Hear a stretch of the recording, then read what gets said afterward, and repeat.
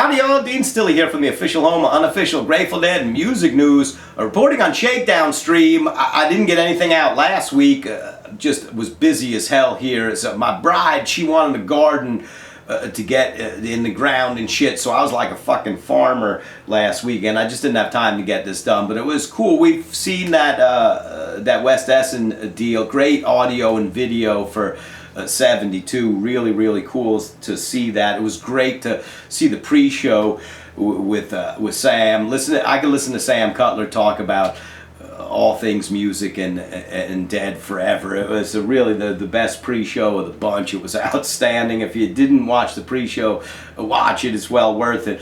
So anyway, I just didn't have time. I'm gonna real quick here. The Garcia project, they got a new CD out, Spirit. This is some of Garcia's spiritual numbers, JGB spiritual numbers here. The Garcia project, they're like the DSO with JGB. Do a fine job with some of Garcia's spiritual numbers on here. And you put this on, you be a sinner. There's the probability of you being saved by the time you get to the last track on this is strong, or somewhere in between. You get saved, listen to this. Come in a sinner, you get done, you're a saint. And this is great stuff. When I looked at the track list when this came in the mail, I looked, thanks Mick, track number 6, one of my favorites is right there, whether it was Garcia at Broadway or with Grisman at the Warfield. Drifting Too Far from the Shore has always been one of my favorites. Garcia sings that, it reaches me so deep, and I've always loved it. When I saw that on there, I was happy to see it. Anyway, a bunch of spiritual tunes by a band committed to the craft, making some good music. I encourage you to check out Spirit by the Garcia Project. And when I was thinking about that, I was thinking about those Warfield shows with Grisman.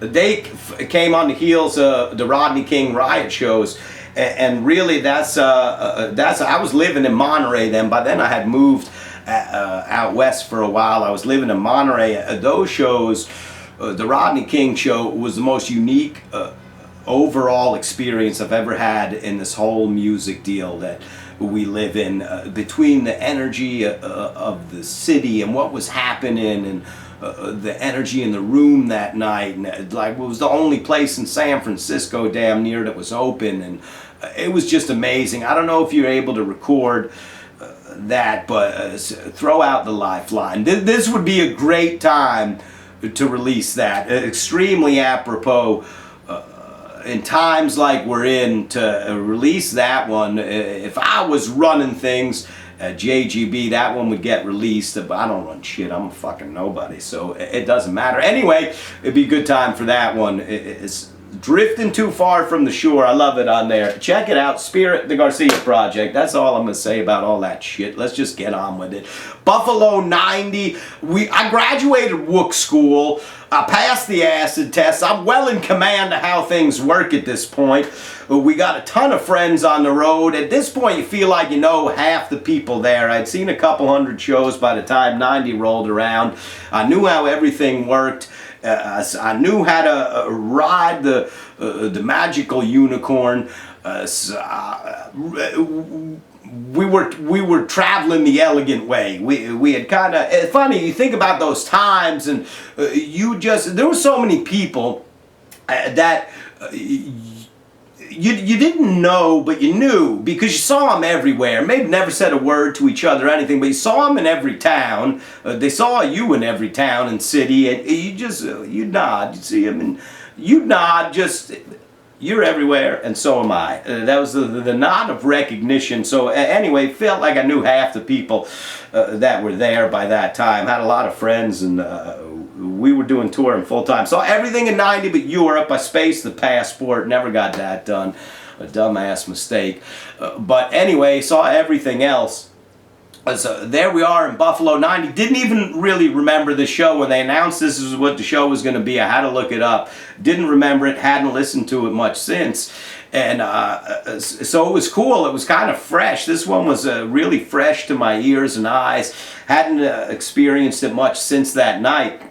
And we get things underway. You got a sloppy bucket opener, and that's okay, you know, because Weir, he can scream his way out of that shit. You know, at the end, he give you a little rah!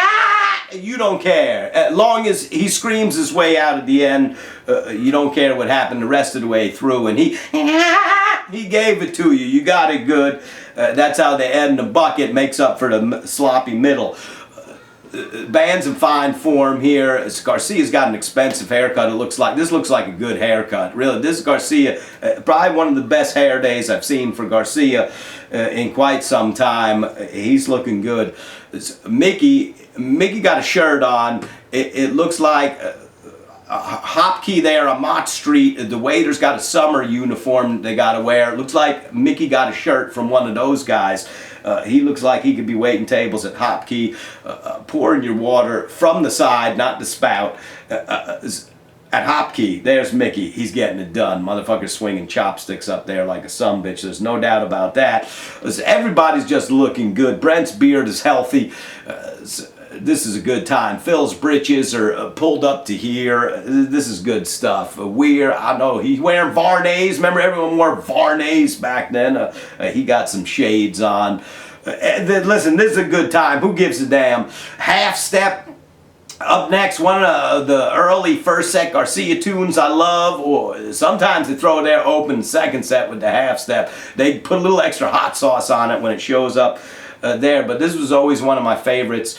Early first set Garcia songs. Phil is killing it all the way through this thing. Phil is killing it. I would imagine, I mean, Garcia and Phil on this one are just huge. I would imagine when they redo some of these things, remaster them and mix them for commercial purposes, I would imagine on a lot of these recordings, they might have to take some of Phil out. They might have to turn him down a little bit. I love it. He's way up. It sounds outstanding. I think they might have had some problems with the sound during it. Garcia, they're going across the Rio Grande. He's going over across the Rio Grande with Mickey. They're right here in that jam as they're heading across the Rio Grande. I mean, this is a good... You look at Brent, he looks high as the rest of us. I think that's why so many of us loved him so much. Sometimes you catch him and you think, that motherfucker looks as high as I am. Anyway, it seemed like they took a lot of time between songs on this one. Seems like, I don't know if they were having some sound challenges or monitor challenges, sound in the building. I have no idea. A lot of playing with equipment and instruments and stuff, like fiddling around a lot between songs. They're in no rush to get to the next song. You get Blow Away next, and Blow Away brings out the metalhead in everybody. You got a couple of headbangers there on the stream. That one, you could tell who was a metalhead prior to arriving at Grateful Dead Land because they're letting it out during Blow Away. Blow Away was a good song. Most people probably like it more than I did, but I thought they did a great job playing it. Brent is just exceptional on that. Brent's songs, for me, I don't want to hear anybody try to play Brent songs, to be honest with them. People want them to do Brent songs and Dead and Company. I don't. I think Brent made them what they are, and I think without that, I'm not sure I even care to hear him. Anyway, whatever. One guy's opinion, so anyway. So we get Blow Away, and Blow Away was a great time. Everybody's having a blast. They're banging their heads. The room is rocking. In between Blow Away, now we got some more space in between songs. He's fiddling. He wishes he was in Dixie. Fiddling around. We get the sticker, support your local Hells Angels. The cameraman's looking for something to do while the band is in no hurry to keep things moving along. Maybe they're ironing out some creases or wrinkles or whatever it may be. They're just doing their thing. So we're supporting our local Hells Angels out there. Mama Tried comes in to pick up the action, and the action picks up in a hurry. Weir blazes through that segment where you get the cowboyish tunes, and there you go. You get Mama Tried in Mexicali. Everything was moving strong. Everybody feeling it. This is a good time up there. After Mexicali, Garcia's farting around back there with the horn sounds. He's getting a little horny back there with the MIDI. Sometimes I think like mid-set, you're hearing some horns. I'm thinking Ramble on Rose right away. Nope, Loose Lucy is what you get. The Loose Lucy is fantastic. They're showing shots. Kreutzmann's up there having a blast. He looks like Bill Murray in Caddyshack sometimes. As I see him up there, it just makes me happy. In between the All Over Now, Loose Lucy and All Over Now, they catch the most hilarious camera thing. There's some alligators, some plastic alligators that are screwing on somebody's monitor, and they're slowly falling off. They're slowly falling off the monitor, and they're still screwing, but they're falling. I think it was Poppet comes to save the day. He notices the tiny little rubber alligators falling. There he is with some duct tape. Tragedy narrowly averted. It was hilarious. Fallen alligators have been saved. So you get All Over Now next. That's always been one of my favorite weird tunes there in the first set. I love that one. So after that one's over, it's still taking a lot of time between songs. Brent, he takes a nap. You show him, he takes a nap. He's going to get some shut-eye while they're working whatever out that they got to work out. And he takes a nap. He gets up, well worth the wait. We get the High Time. That was one of those Garcia first set tunes. Whenever you got the High Time, it was a good night. You didn't get a lot of them, so that instantly makes it a pretty good set, and makes it at the very least a pretty good show when Garcia gives you the High Time. So anyway, well worth the wait. Love to see him up there, just feeling that. Garcia, this one businesslike. So first set, they start very businesslike in their approach. So the alligators, they're still fucking. They haven't fallen into the abyss yet. They're just fine. We get another shot on the alligators, and they're doing okay. So after the High Time, we get Let It Grow. Let It Grow is just furious. There is so much absurdly amazing shit happening all at the same time during Let It Grow. This is like being at every amusement park in the world at once. It's really, the amount of awesome that's happening at the same time by everyone is incredible. I mean, Billy and Mickey just masterful up there. Garcia's enormous on the guitar. Phil just bombs galore. I mean, this is weird, just insane work. Really, the Let It Grow was worthy of a set closer. It's sometimes you get to Let It Grow, and it's you expect you maybe get something after it. The Let It Grow was so good. I thought it was worthy of a set closer, and you get the extra Don't Ease, which I think we loved Don't Ease extra when it was an extra. It made you love it even more. You didn't even think you were going to get an extra figure to end there, Let It Grow. No, sir, you get Don't Ease, and that's a fun way to send everybody to the bathroom. So, the intermission, you don't have much time to go to the bathroom on Shakedown stream because we're back. And second set starts right away. Here we go, Sugar Mags to kick things off.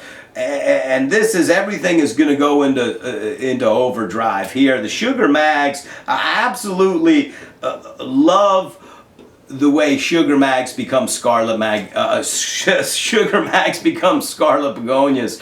I always called it Scarlet Magnolias. And it's kind of like that during periods. That might not be the worst mistake I've ever made, but the way Sugar Mags become Scarlet, to me, has just always been, that's always been a special treat when they open with the Sugar Mags. That becomes Scarlet, but you're dancing the Sugar Mags, and bam, it's Scarlet in a heartbeat. This is great stuff. That was always one of my favorite combinations. So they go into just a raging Scarlet.